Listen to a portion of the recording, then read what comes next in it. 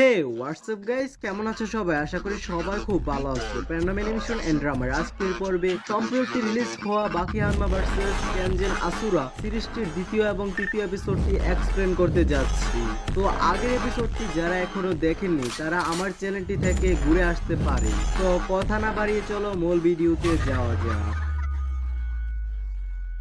এপিসোডের শুরুতে আমরা দেখতে পাই যে ফাইনালি এখানে অ্যানাউন্সমেন্ট করা হয়। সেখানে যেই অ্যানাউন্সমেন্টার ছিল সে ফাইনালি অ্যানাউন্স করে যে এখন আমাদের ফাইটিং এরিনাতে কেনজেন অ্যাসোসিয়েশনের পক্ষ থেকে আসছে ইউরেজুকা, আর আমাদের যে আন্ডারগ্রাউন্ড ফাইটিং এরিনা রয়েছে সেখান থেকে আসছে কারু হানায়ামা। এবং আমরা দেখতে পাই যে তারা দুজন সেখানে সামনাসামনি দাঁড়িয়েছিল, আর সেখানে তখনই টোকুগাওয়া বলতে থাকে যে লড়াই শুরু করো, আর এর মাধ্যমে তাদের মধ্যে লড়াই শুরু হয়। সেখানে ইউরেজুকা বলতে থাকি আমি তোমার মতো এখানে দাঁড়িয়ে থাকবো না, আমি ডাইরেক্ট হামলা করব।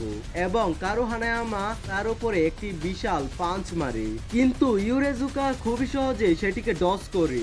উল্টো সে খুবই সহজে মুখের মধ্যে একটি পাঞ্চ মেরে বসে, যেটা দেখে কাটসুমি সেখানে অবাক হয়ে যায়। তারপর আমাদের যে ইউরেজুকা ছিল সে কারু হানায়ামার শরীরের উপর ডাইরেক্টলি হামলা করতে থাকে।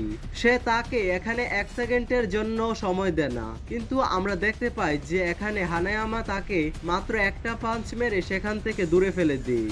আর আমাদের হানায়ামার এত শক্তিশালী পাঞ্চ দেখে কেনজেন অ্যাসোসিয়েশনের যারা ছিল তারা বলে, ও বাইসাপ, এত পাওয়ারফুল পাঞ্চ সে তাহলে কিভাবে ট্রেনিং করে? কিন্তু সেখানে যে আরেকজন ফাইটার ছিল সে বলে, আমি শুনেছি যে হানায়ামা তার জীবনে কোনো ট্রেনিং করেনি, সে যতগুলো ফাইট জিতেছে সকল কিছুই তার শক্তির জুড়ে। আর আন্ডারগ্রাউন্ড ফাইটিং এরিনাতে সকলেই তাকে এক নামে চিনি। আর আমরা দেখতে পাই যে সেখানে টোকুগাওয়া যে কিনা আমাদের হানায়ামাকে ফাইট শুরু করার আগেই বলেছিল যে আমি তোমার জন্য একটি অসাধারণ ফাইটার রেডি করেছি। এবং আবারও আমাদেরকে ব্যাটেল গ্রাউন্ডের সিন দেখানো হয়। সেখানে ইউরেজুকা বলে অসাধারণ শক্তি তোমার, কিন্তু আমি এখন তোমার সেই অসাধারণ শক্তিকেই শেষ করে ফেলবো। এবং এটা বলে সে এখানে প্রস্তুত হয়ে যায়। তার সঙ্গে সে এটাও লক্ষ্য করে হানায়ামা তার জুতোগুলোকে সেখানে খুলে ফেলেছে, এবং হানায়ামা সেখানে ফাইনালি ব্যাটেলের জন্য প্রস্তুত হয়ে যায়। এবং আমরা তার শরীরে শয়তানের ট্যাটুও দেখতে পাই। সেখানে যে হানায়ামা ছিল সে তার হাতকে উঁচু করে ব্যাটেলের জন্য প্রস্তুত হয়। ইউরেজুকা বলে তোমার বডি তো এখানে অসাধারণ, কিন্তু তুমি কি আমার সাথে এখানে জিততে পারবে? আমি তোমার এই বডিকে ভয় পাবো না। এবং এটা বলে সে হামলা করে দেয়, কিন্তু হানায়ামা তখনই তার পেটের মধ্যে একটি পাঞ্চ মেরে বসে। কিন্তু ইউরেজুকাও এখানে কম ছিল না। সেখানে ইউরেজুকা হানায়ামার মুখের উপর পাঞ্চ মারতে থাকে, এবং এভাবেই কন্টিনিউ চলতে থাকে। মানে হানায়ামা একবার আমাদের ইউরেজুকার উপর হামলা করে এবং ইউরেজুকা হানায়ামার উপর একের পর এক পাঞ্চ মারতে থাকে, এবং এটা সেখানে কন্টিনিউ হতেই থাকে। এবং তাদের দুজনেরই শরীর থেকে রক্ত পড়তে থাকে। এটা এত স্পিডে হতে থাকে যেটা কারোর চোখেই পড়ছিল না। এদিকে এরিনাতে যে সিয়ারু বসেছিল সে বলতে থাকে এই ছেলেটাকে আমাকে মানতেই হবে, সে হানায়ামাকে ফিস্ট ফাইটে সমান সমান টক্কর দিচ্ছে। ডপৌরুচি বলতে থাকে তো তোমার বাবা তোমাকে অনেক ভালো করে ট্রেনিং করিয়েছে, যা তোমার ফাইটিং স্কিল দেখেই বোঝা যাচ্ছে। এদিকে আমরা দেখি হানায়ামা ইউরেজুকার চেহারায় একটি জোরদার পাঞ্চ করে, কিন্তু ইউরেজুকা এতে কিছুই হয় না। সে উল্টো হানায়ামাকে একটি ঘুষি মারে। তারপর আমাদেরকে কিছুক্ষণ আগের সিন দেখানো হয়, যেখানে কাটাহারা ইউরেজুকাকে বলে আমি তোমার জন্য খুবই শক্তিশালী একটি অপোনেন্ট বের করেছি, তুমি কি তার সঙ্গে লড়াই করবে?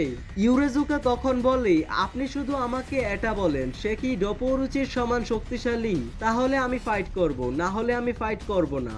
তখন কাটাহারা বলে সে অনেক শক্তিশালী একজন ফাইটার, এবং তখনই সেখানে ইউরেজুকা রাজি হয়ে গিয়েছিল হানায়ামার সাথে লড়াই করার জন্য। আবারও আমাদেরকে এরিনার সিন দেখানো হয়, যেখানে হানায়ামা তাকে খুব বাজেভাবে মারতেছিল, এবং ফাইনালি সে ইউরেজুকার মাথার মধ্যে পাঞ্চ মেরে বসে। কিন্তু আমরা দেখতে পাই এই পাঞ্চে ইউরেজুকার কিছুই হয় না। ডপৌরুচি বলে সাবাস। আমরা দেখতে পাই যে এখানে হানায়ামার যে আঙ্গুল ছিল সেগুলো এখানে উল্টো হয়ে গিয়েছে, মানে আঙ্গুলগুলো ভেঙে গিয়েছে। সেখানে চিয়ারু বলতে থাকে সে হানায়ামার পাঞ্চকে আটকে ফেলেছে। আর এদিকে যেই অ্যাডাম ছিল সে বলতে থাকে ইউরুজুকা ছোট বয়স থেকেই তার মাথার মধ্যে হ্যামার বা হাতুড়ে ব্যবহার করত, যার কারণে তার শরীর আজকে লোহার মতো হয়ে গিয়েছে। সেখানে ডপৌরুচি বলতে থাকে তো আমরা যেভাবে মার্শাল আর্টে নিজের শক্তিকে মানে শরীরকে শক্ত করার চেষ্টা করি, ঠিক একইভাবে যে তার শরীরকে লোহা বানিয়ে ফেলেছে। এবং আমরা দেখতে পাই যে সে এখানে কন্টিনিউয়াসলি হানেয়ামার উপর হামলা করতে থাকে। এরপর অ্যাডাম বলতে থাকে এরকম চলতে থাকলে ইউরুজুকা কনফার্ম জিতবে, তাকে হানেয়ামা আর কখনোই হারাতে পারবে না। কিন্তু তখনই আমরা দেখতে পাই সে যখন হানেয়ামার মুখের মধ্যে একটি পাঞ্চ মেরে বসে, তখনই হানেয়ামা তার হাতটি ধরে ফেলে এবং তার হাতটিকে এখানে দুই পাশ দিয়ে ধরে সেখানে ফোর্স তৈরি করে সেটাকে সম্পূর্ণ ড্যামেজ করে ফেলি, আর যার ফলে তার হাতটি সেখানেই প্রায় ভেঙে যায়। এবং সকলে বলতে থাকে আরে এটা তো আমরা কখনই চিন্তাই করিনি, হানেয়ামা এটাও করতে পারে। আর অলিভিও তখন তাকে শাবাশি দিতে থাকে। তখন আমরা সকলেই তার ভেতরের মাসলগুলো দেখতে পাই, আর হানেয়ামা তাকে একটি পাঞ্চ করে সেখানেই হারিয়ে দিই। সকলে বলতে থাকে সে হয়তো এখানেই শেষ, কিন্তু আমরা দেখতে পাই যে ইউরুজুকা সেখানে আবারও দাঁড়িয়ে পড়ি। হানেয়ামা তখন তাকে বলে আরে তুমি এখনো লড়াই করবে, আর তখনই ইউরুজুকা বলে আমি আমার সর্বোচ্চটা দিয়ে তোমাকে হারানোর চেষ্টা করব। আর সকলে তখন অবাক হয়, আর হানেয়ামা তখন আবারও ইউরুজুকাকে পাঞ্চ মারার জন্য রেডি হয় এবং ইউরুজুকা তার মাথা ব্যবহার করে সেটাকে আটকানোর চেষ্টা করে। আর আমরা দেখতে পাই যে সেখানে সবকিছুই সাদা হয়ে যায়, যার কারণে সেখানে কি হয় সেটা কেউই দেখতে পায় না। কিন্তু এর ফলে হানেয়ামার যে আঙ্গুল ছিল সেগুলো বেঁকে যায়। আর আমাদের আন্ডারগ্রাউন্ড ব্যাটেল এরিনার সকলে বলছিল হানেয়ামার পাঞ্চকে সে তার মাথা ব্যবহার করে ব্লক কিভাবে করলো। যাক, মানতেই হবে তার ভেতরে কিছু না কিছু তো আছে। হানেয়ামা তখন তার আঙ্গুলগুলোকে আবারও ঠিক করে। সবাই বলে আরে কি, সে তার আঙ্গুলগুলোকে হাত দিয়ে ঠিক করে ফেললো। আর হানেয়ামা তখন আবারও প্রস্তুত হয় তাকে ঘুষি মারার জন্য।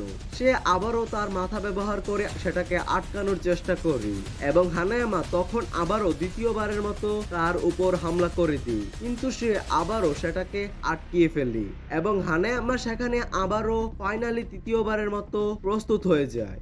এবং অবশেষে সে যখন তার মুখের মধ্যে একটি পাঞ্চ মারে, এই পাঞ্চে ইউরুজুকা সেখানে থাকতে পারে না, সে সেখান থেকে আবারও পিছনে গিয়ে পড়ি। আর এখানে যেসব লোকজন ছিল তারা সকলে চিন্তা করে এখন হানেয়ামা জিতে গিয়েছে, এখন আর কিছু করার নেই। কিন্তু আমরা দেখতে পাই ইউরুজুকা সেখানে আবারও উঠে গিয়েছে। সে হানেয়ামার দিকে রান করতে আসে, কিন্তু হানেয়ামা তাকে একটি ফাইনাল শট দিয়ে তাকে এখানেই হারিয়ে দেয়। আর তখন অ্যানাউন্স করা হয় যে আমাদের প্রথম ম্যাচের বিজয়ী হয়েছে কারু হানেয়ামা।